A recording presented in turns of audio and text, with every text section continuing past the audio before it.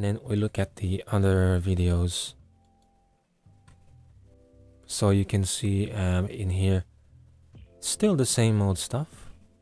Still the same old stuff.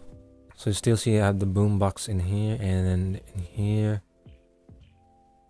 in there too. And then I think this was around the time when it changed, because what's this one? Unforgiven Solo Revised. So I think this one, the boombox is not there anymore at the back, but everything else I think is the same. But immediately you can already tell that there was a bit of more weight to the amp, to the sound.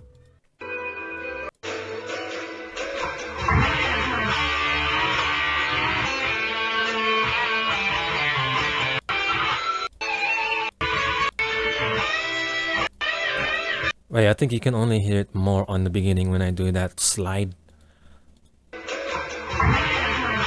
That one. So at that time, I had a friend who bought a small half stack. It was a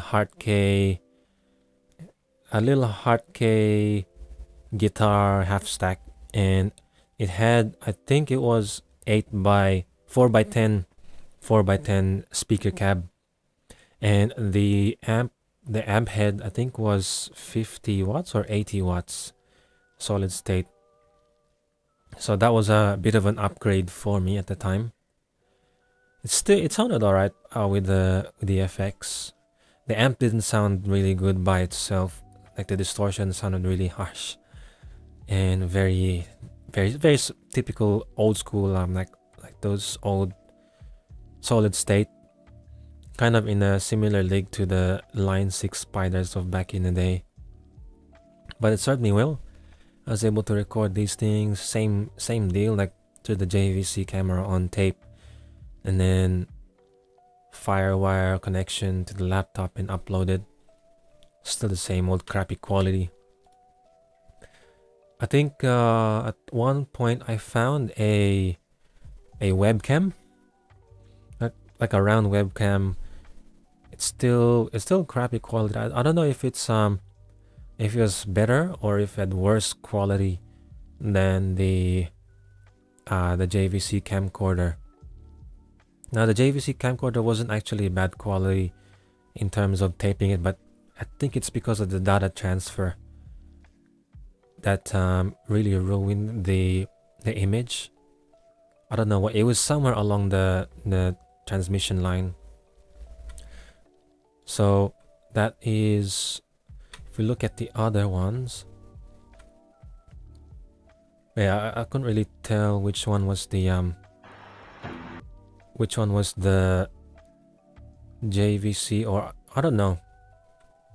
But yeah, I remember having the JVC camcorder and a little webcam, random one.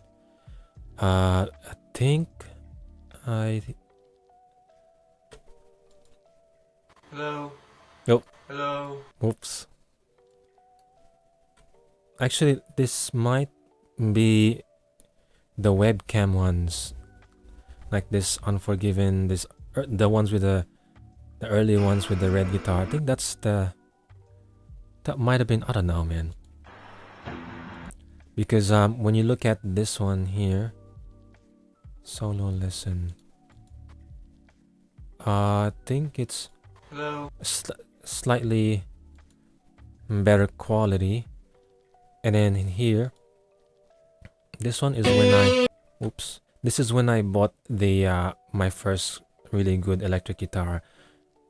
I started working, I think it was my first job. I worked at the post office, night shift, 11 o'clock to 3, even 11 p.m. to 3 a.m. in the post office as a Christmas casual. And then I saved up, and then I managed to get myself an Esp Ltd M1000fm. It's a good guitar at that time, a bit heavy though.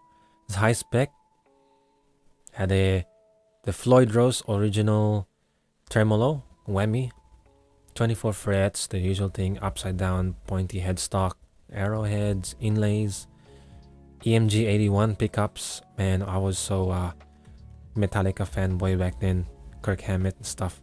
I think I still had the Hard K and the Zoom G1X at the time. Didn't really change until much later on. Then I had a bit of Dimebag stuff influence.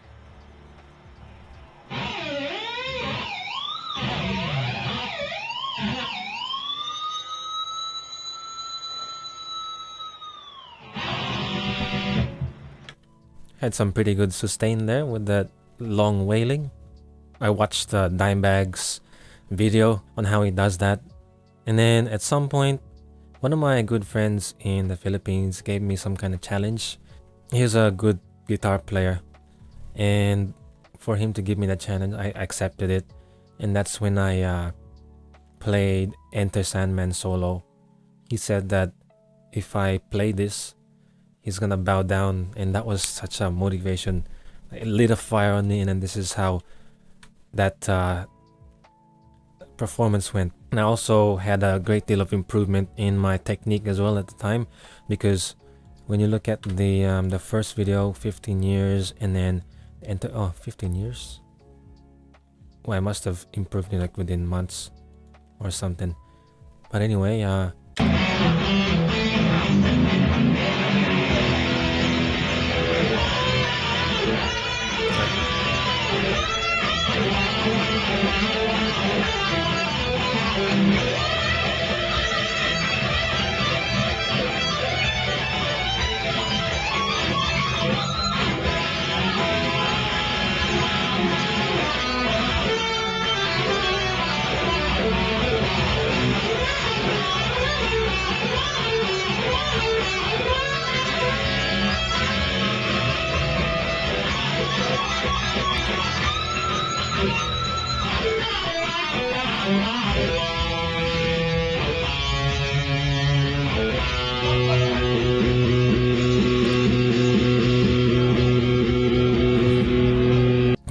that's the Enter Sandman solo that I played. And then there was a few like, I think one or a few of the bends in there was a bit lacking. Like it didn't quite reach the note, but and then there was a few mistakes here and there. But this was back in when editing wasn't really that convenient for me, or I wasn't really into editing at that time. I just cut the best performance in a recording session or when the camera's rolling, and then just put it on YouTube. At least there's some authenticity to it because it's like a genuine take.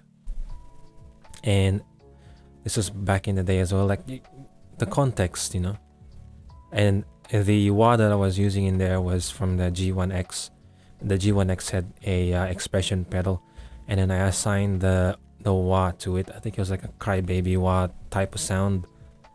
Still the same gear on there, the same gear, the Hard K piggyback amp, 4x10 half stack, Zoom G1X, the M1000, and then I have some random car videos here that I don't know. I should hide these ones because it's not really relevant.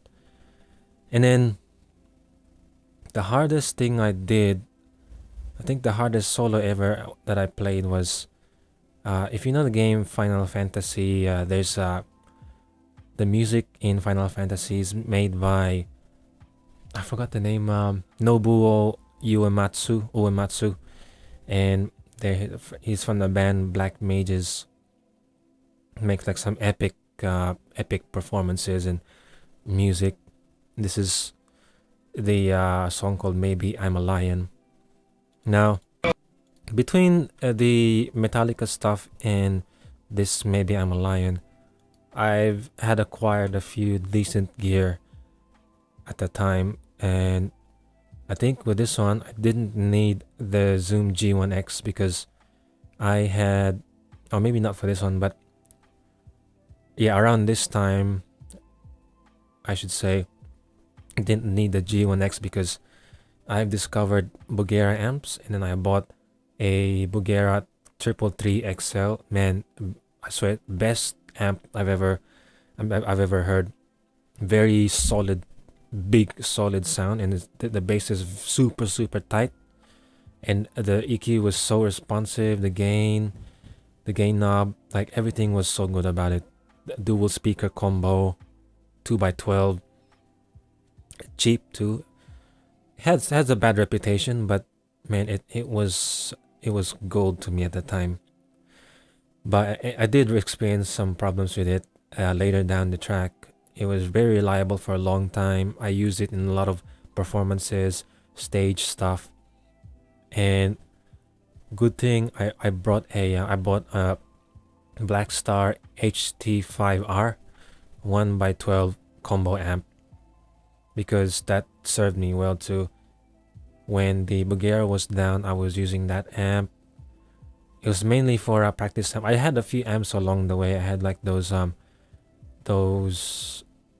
Vox, the ones where it's like a pretend tube amp. I forgot the name of them, but they're supposed to be like the, you know, the style of the PV Bandits, where they're solid state, but they emulate the tube feel of tone.